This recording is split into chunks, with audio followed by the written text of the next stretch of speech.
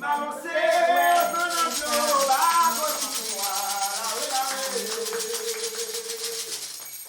Day in Colonial Haiti by Philippe Girard. Narrated by Juliette Vervier.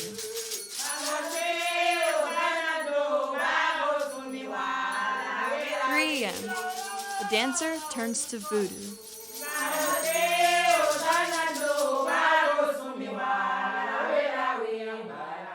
It is deep into the night, but Marguerite is not ready to give up. A few hours ago, 200 other prisoners came from every corner of Marmelade parish to the Tremé labor camp, where Marguerite is being held captive. The men wore their Sunday best, white pants and colorful blouses.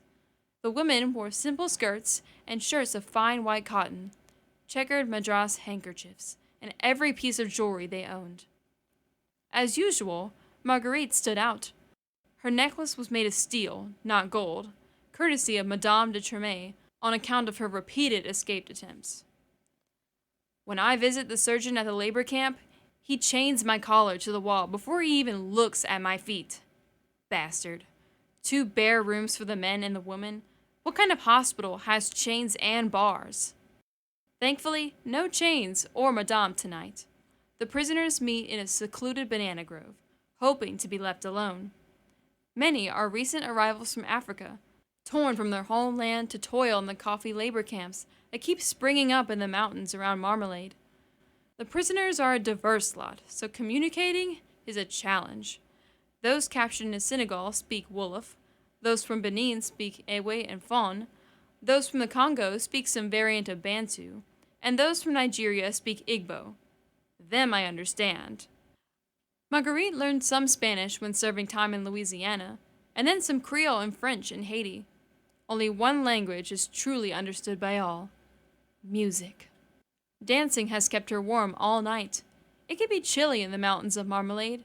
It's nothing like her native Nigeria, or the bayous of Louisiana where she was first taken captive, or the plain of the Cape 20 miles northeast of here, where she landed after being snatched again. She thought she was done with the prison boats after her first deportation from Nigeria to Louisiana, but no, I had to relive that nightmare a second time. So many chains. But tonight I am free. The night began with a simple calenda. 2 men from different regions of the old country faced each other, each showing off the moves of their nation. The crowd crowned the winner by shouts of acclamation. Then came the chica. A woman took center stage, holding a madras handkerchief in her hand, while male dancers tried to seduce her, one after another. The woman toyed with them, keeping her upper body perfectly still while her rear end did all the work. White women, who are just as obsessed with dancing as their captives, have adopted the chica as their own, though they usually dance it in small committee rather than in public. I guess this dance of seduction is a bit too daring, even for those perverts. Despite her hatred for the people who kidnapped her, Marguerite occasionally borrows from them as well, and she dances French-style quadrilles and minuets as well as African dances. Marguerite was the star of the chica. In fact, she has been the focus of the men's attention all night long. She can barely move because of the chico fleas. The buggers have a nasty habit of burrowing into one's feet to lay their eggs, and do they hurt. But her perfect posture and defined air have a way of drawing in the men anyways. Or maybe it's just that the whites stole more men than women in the Congo. We're a rare commodity here. The dancers are unrelenting, and so are the percussionists. Some play the bambula, a drum carved from the trunk of wood and covered with goat skin. Others rattle calabashes filled with pebbles. The star of the band section is the banza, a large gourd with a wooden handle and 4 cords made of catgut. Like Marguerite, it came from Africa on the prison ships. After a full day in the fields and a half night on the dance floor, some dancers are getting tired, but Marguerite still hasn't picked a favorite, and the younger men are not ready to quit. The bravest amongst them sprinkle gunpowder into their rum and break into a furious romp known as Dom Pedro's dance. Marguerite is not ready to quit either. Dancing is one of the few ways that she and her companions can keep their traditions alive. Their captors normally let them spend Saturday night as they please, but only under 2 conditions. First, the dancers must show up for work on Monday. Second, they cannot dance the voodoo. Well, too bad. The whites must be in bed by now. Time for something different. Two young men take center stage. The first, named Phaeton, was once a prisoner of Father Julian, the priest of Marmelade.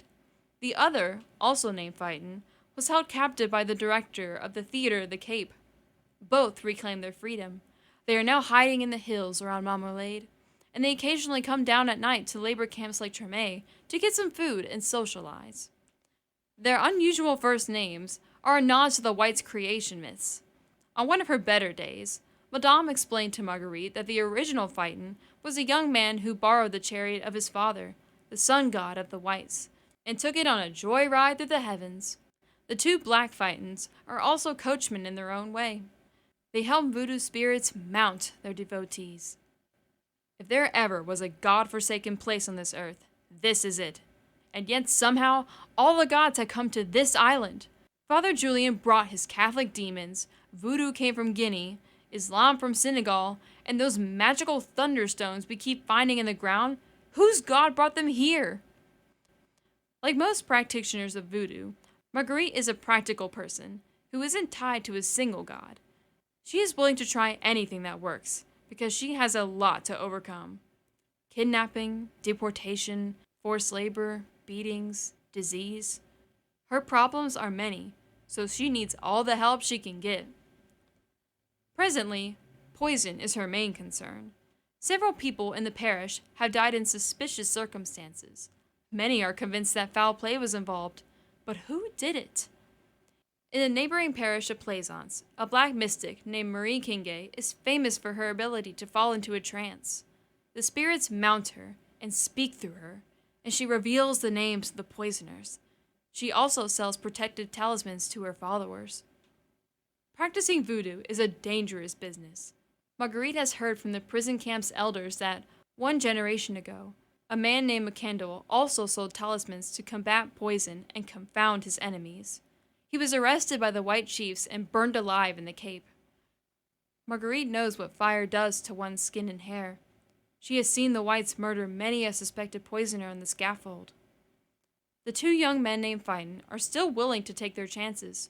They bring a mysterious box to the middle of the dance floor and lay it down in front of Marguerite. Out comes a sleek, slithering snake. Marguerite is not afraid. The snake represents Damballa, a benevolent deity from Benin that is associated with good harvest. Using Damballa's favorite food, flour, the two men trace an intricate design on the ground. This is a veve, a magical symbol that serves as the spirit's calling card. They also sing songs known to be favored by Damballa. If he welcomes their prayer, the snake god will mount Marguerite.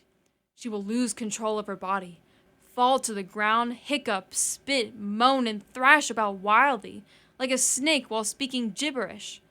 This will be the sign that Damballa has accepted the offering, and that the two men can now talk directly to Marguerite/Damballa and make their demands. Except tonight, none of this happens. The Phaetons sing and dance. For good measure, they add 2 eggs to the veve to sweeten the offering, but Marguerite just stands there with a mocking smile. The men must admit their defeat. The ritual has failed. Perhaps Damballa found the offering too paltry? Or perhaps the poisoner cast a counterspell that made the entire ritual ineffective? Either way, this is a letdown. If Damballa doesn't mount Marguerite, then they can't use her to identify the poisoner. People in the crowd look at each other, wondering whether this might be a good time to call it quits and get some sleep before Sunday Mass. Just then, a man who has been sitting silently under a mapu tree all night stands up and enters the circle. He is an outsider, as he is not African-born, but Creole. Also, his father is white. He identifies himself as Jerome Puteau.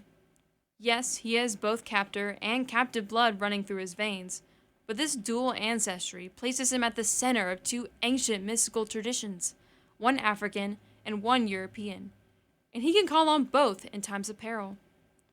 Whites have discovered a new way to summon supernatural powers called animal magnetism, he tells his audience. This white magic can heal. It can cure. He will show them the way. Out of Jerome's pocket comes a little pouch. Marguerite leans forward imperceptibly. That bag is called a fonda, he explains. Inside are little black and red seeds he identifies as poto.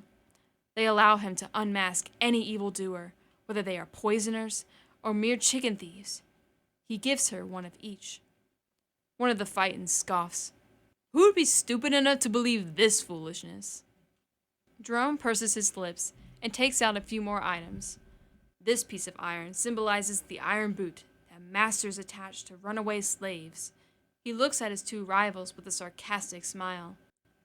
This scrap of rolled-up paper symbolizes the whip that will be used against anyone who dares to speak of this with the white man. Jerome then grabs a stick and walks to the middle of the dance area. Slowly, he circles around Marguerite. Then he leans over her nape and whispers into her ear. This little drill is to pierce the stick and insert the gunpowder I keep in my pouch. Then I close the hole with a big nail. This is to defeat all the black men who don't have a mayombo in their stick and won't be able to catch anything. Phaeton 1 scoffs again. A magical rod? That white magic is nonsense. But several men nod approvingly and reach for their purse. They want one of Jerome's magic sticks. Marguerite also seems captivated. For the first time tonight, she lets down her guard. She breathes more rapidly and arches back toward Jerome, her head tilted to the side, as if she had finally found her chica partner. Damn it, grumbles Phaeton 2. This quack's enchanted stick did the trick. Why do some men always get the girl? Here is a note from the historian. The people in this chapter, like all the others in this book, are real. So are the Voodoo ceremonies of the parish of Marmelade that were inspired by the fad for animal magnetism. Authorities eventually cracked down on the syncretic rituals of Jérôme Poteau, whom they described as a charlatan and a security risk. As punishment, he was whipped, branded, and sentenced to hard labor for life in 1787. Marguerite and the two men named Phaeton are only known to us through runaway ads. Their ultimate fate is unknown. Voodoo ceremonies remain in nexus of slave resistance even after Jérôme Poteau was punished. The most notable example was the Bois Caïman ceremony that preceded the great 1791 slave revolt, at which Cécile Fatiment and Boukman Duty officiated as voodoo priests. Those two people are mentioned in the 4 p.m. and the 8 p.m. chapters.